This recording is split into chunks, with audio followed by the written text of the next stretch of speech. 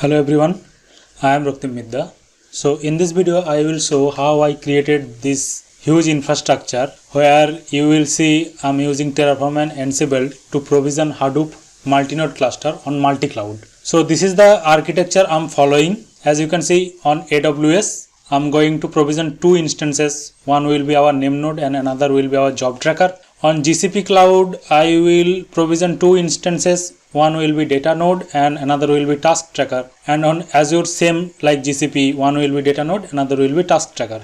And on our local host, I will set up the client node, and while setting up the client node, I will also install Pig and Hive software so that we can use the client node. So this will be the whole infrastructure I'm going to create. And for that, I'm using Terraform and Ansible. So let me go to Visual Studio Code to show you how everything is working. As you can see, currently I am on my workspace. So this is my workspace. In my workspace, I have lot of folders and files, and it took a long time to create these things, but I created everything from the scratch. First of all, I want to show what is there on my cloud. So if I go to AWS and if I refresh, you can see this is my AWS account, and here we have no instances. Similar for Microsoft Azure, you can see here we have two resource group, but one will be created after some time. For GCP as well, if I refresh here, you will see there are no instances. And for my local system, I'm using one single node. So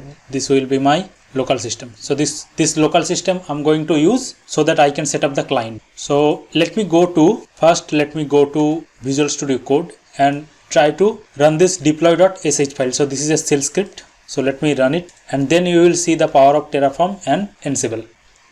First, you can see Terraform has been successfully initialized, and now it's reading these Terraform files and finding the configuration is valid. Now it will show me the entire plan and it will tell me how many resources it's gonna provision. Let's wait for some time.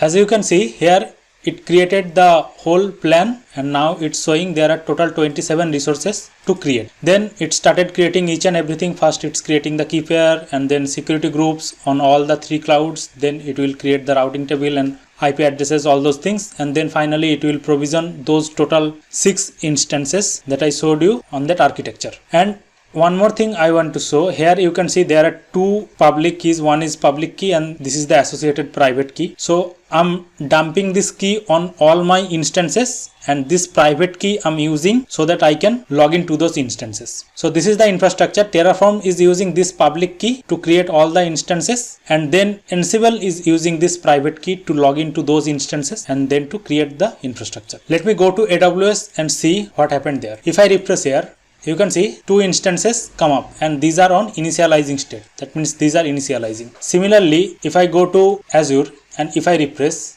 you can see one new resource group come up, AZ Hadoop RZ. So these things provisioned dynamically because of Terraform. If I go to GCP cloud and if I refresh, two node come up here also dynamically. Now let's go to the script. So it's creating all the nodes. As you can see, it added 27 resources successfully, and then it created inventory dynamically. And in this inventory, you will notice that it automatically created the host groups and associated with the public IP of those nodes. Then it's running the Hadoop name node. So it's configuring the Hadoop name node on AWS instance. So as you can see here, it successfully created the name node. If I go to that diagram once again, and if I show you here, on AWS, we are creating name node, and then on GCP and Azure, we will provision two data nodes. So let's see there. Now you can see data node role on GCP and Azure instances. So it's running the data node Ansible role on GCP Azure instances, and it's creating the data node. Internally, it's configuring the core site file and HDFS file so that these data nodes can contribute their storage to the name node that is there on AWS.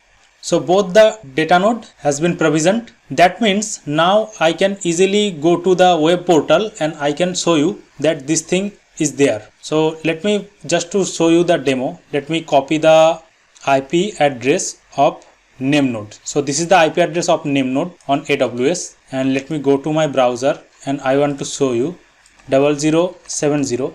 Then you can see this is our name node running on AWS. And if I go to the live nodes, you will see there are 2 live nodes. So these 2 live nodes are coming from Azure and GCP. If I go inside one live node, this is the Asia South 1b.c. So this is on my GCP cluster. I can see here from here. And if I go this, so this is on my Azure cloud. Now let's check there what is happening. After name node, it started creating the job tracker. AWS job tracker instance is come up and it's run the job tracker role on AWS instance. That means now this instance has been configured as a job tracker. If I show you the diagram once again, so you can see on AWS we are creating the job tracker, and on GCP and Azure we are creating task tracker. So let me go to the job tracker. So I will copy the job tracker IP address from here that is running on my AWS system. I will go there and I will type the port number. So you can see there, this is my MapReduce cluster, and here I have 2 nodes. If I go inside it, you can see one is coming from, this is Asia South 1b. So this is from my GCP cloud, and this is internal.cloudapp.net. So this is from my Azure cloud. These are the 2 task trackers. Now if I again go, so here next it go to my local system. So this is setting up Hadoop client on local node, and I think most probably those softwares were already downloaded on my system. So let me log into my local system, root @192.168.99.103. So this is my client system.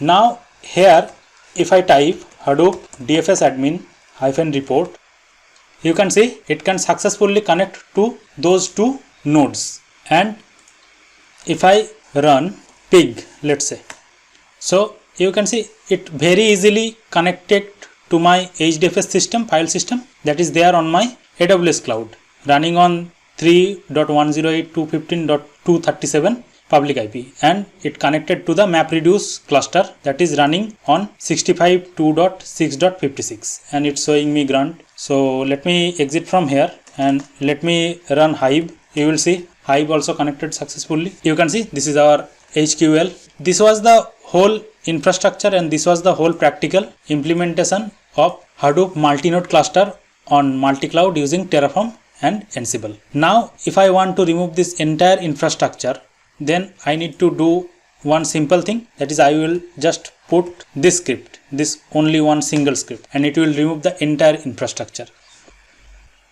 You can see here it's showing 27 to destroy. Previously it was showing 27 to add. Now it started destroying all those instances and all those networking things that was there on the cloud. Let me show you on the fly how it's destroying each and everything. So first it destroyed the AWS instance. So if I refresh here, most probably these instances should be terminated. Yeah, I can see these instances are terminated. And similarly, if I go to GCP, these instances should also be terminated.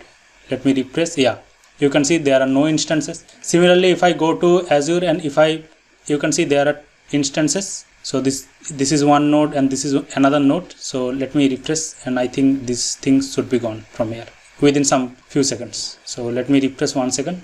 Yeah, those 2 nodes are not there currently, and it's deleting all those resources. So it will take some time. So without any error, it destroyed all those resources. And if I go to again, let's say Azure, and now if I refresh, so it will be gone. So it's gone. So this was the whole practical implementation of Hadoop multi-node cluster on multi-cloud using Terraform and Ansible. So if you find this video interesting, drop a like. Thank you everybody.